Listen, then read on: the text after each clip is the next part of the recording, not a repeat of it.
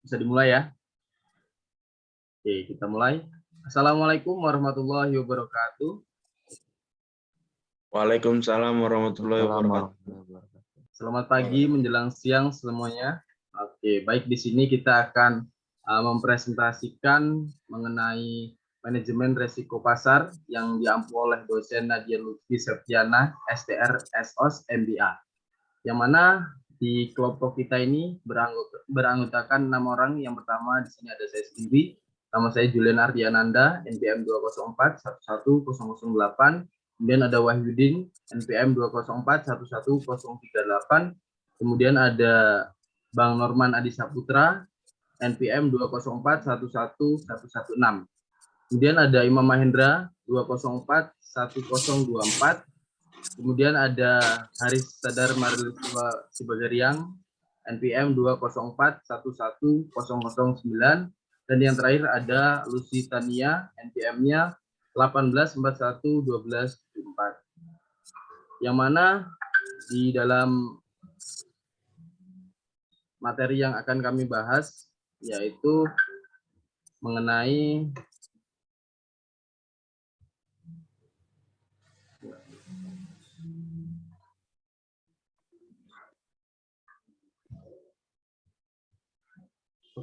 pembahasan yang pertama di sini ada definisi resiko pasar, yang mana di materi pertama ini akan dijelaskan oleh Saudara Wahyudin. Kemudian materi kedua ada bentuk-bentuk resiko pasar yang akan dibahas oleh Saudara Norman Adi Saputra. Kemudian yang materi ketiga ada faktor yang mempengaruhi terjadinya gejolak harga di pasar dan teknik pengukuran resiko pasar yang akan dijelaskan oleh Saudara Haris. Kemudian yang terakhir ada contoh kasus yang akan dipaparkan oleh Saudara Imam Mahendra. Selanjutnya untuk definisi akan dijelaskan oleh Saudara Wahyudin. Untuk waktu dan tempat saya persilahkan.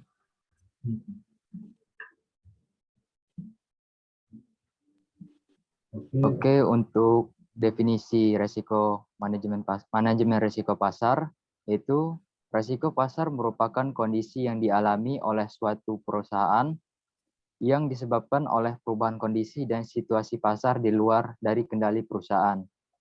Risiko pasar sering disebut juga sebagai risiko yang menyeluruh, karena sifat umumnya adalah bersifat menyeluruh dan dialami oleh seluruh perusahaan. Contohnya, krisis ekonomi dunia tahun 1930-an. Krisis risiko pasar merupakan kondisi yang dialami oleh suatu perusahaan yang disebabkan oleh perubahan kondisi dan situasi pasar di luar dari kendali perusahaan. Risiko pasar sering disebut juga sebagai risiko yang menyeluruh, karena sifat umumnya adalah bersifat menyeluruh dan dialami oleh seluruh perusahaan. Contohnya, krisis ekonomi dunia pada tahun 1930-an. Oke, untuk selanjutnya akan dibacakan oleh rekan saya.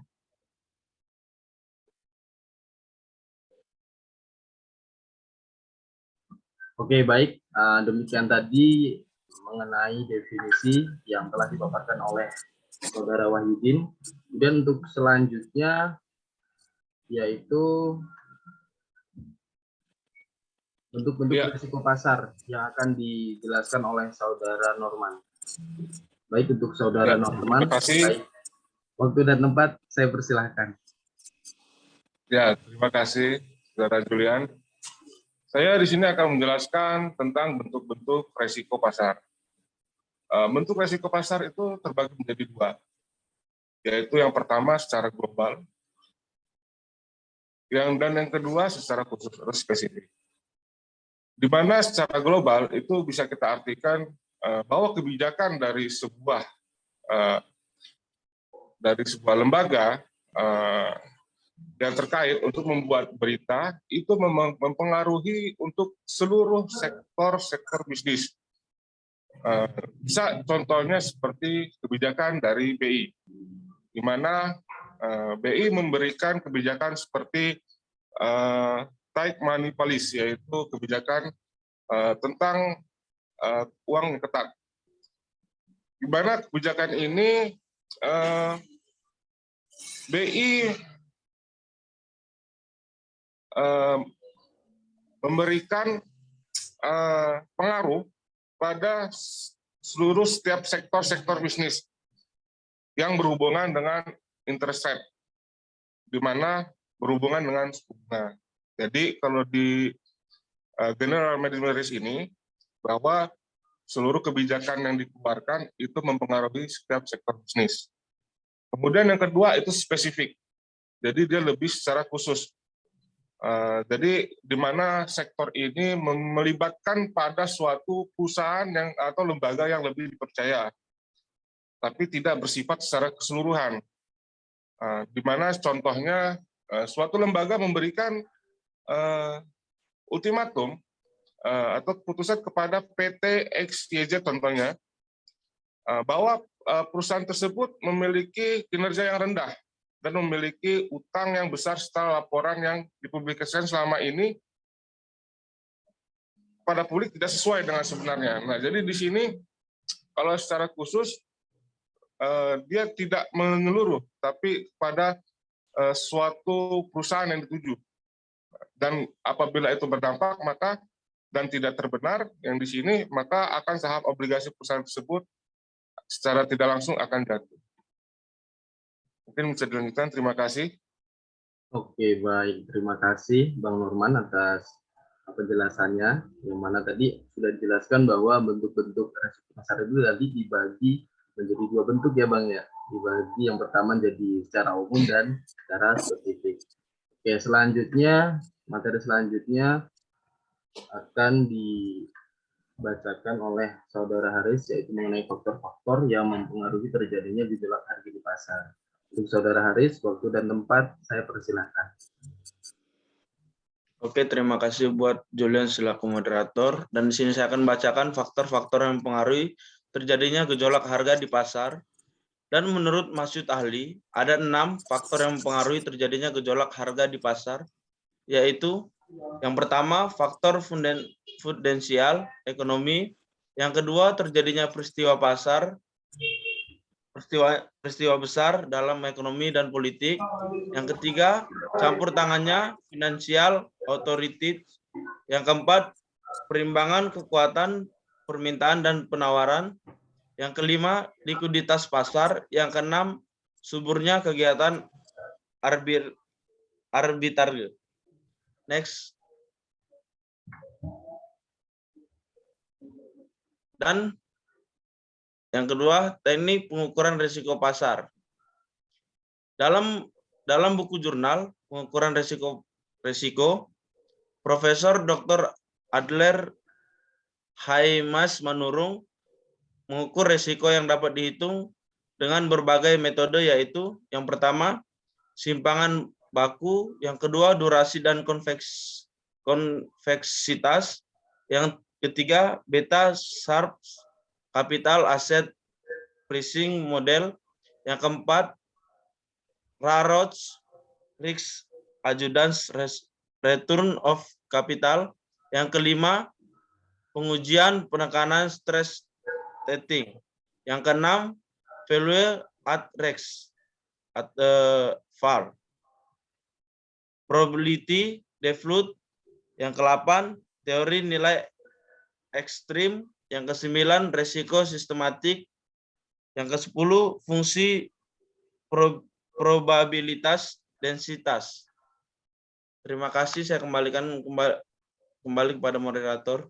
Oke, baik. Terima kasih Saudara Haris atas penjelasannya yang sangat luar biasa. Jadi bisa kita simpulkan bahwa tadi faktor yang mempengaruhi terjadinya gejolak harga di pasar itu ada 6 ya Kak ya. Oke, baik, selanjutnya materi selanjutnya akan dilanjutkan oleh Saudara Imam Mahendra, yaitu mengenai kasus yang terjadi pada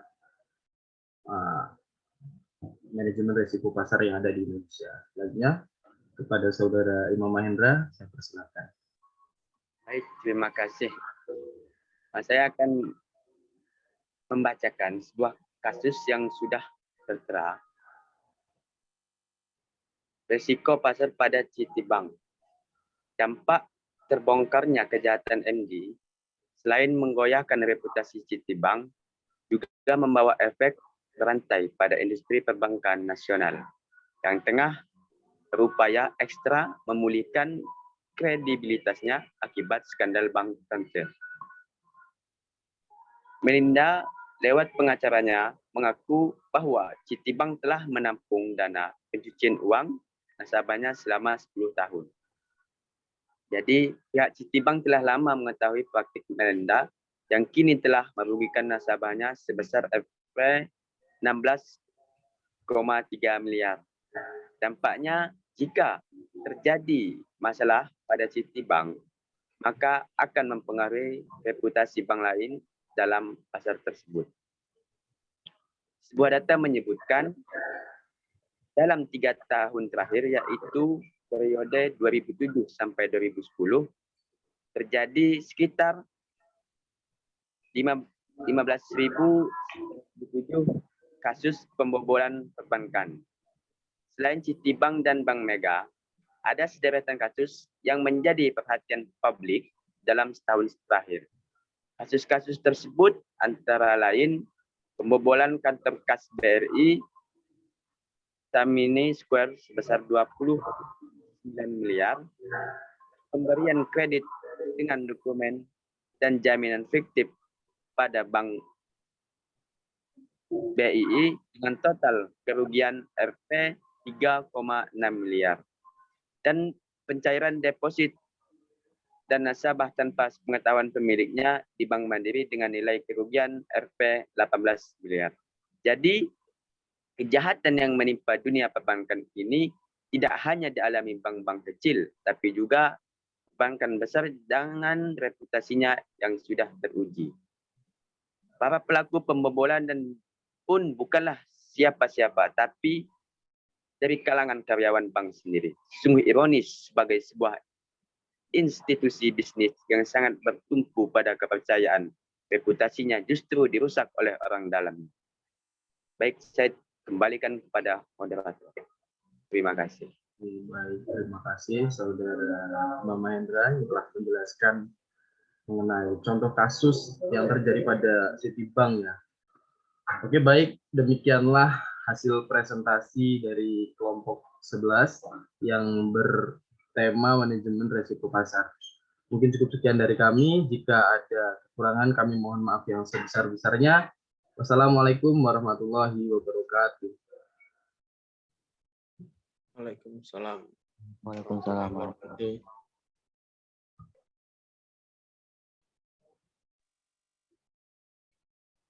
Ini otomatis peserta. Kalau di stop otomatis peserta. Kalau di stop jadi kalau di stop dia langsung set deh. Ya nih.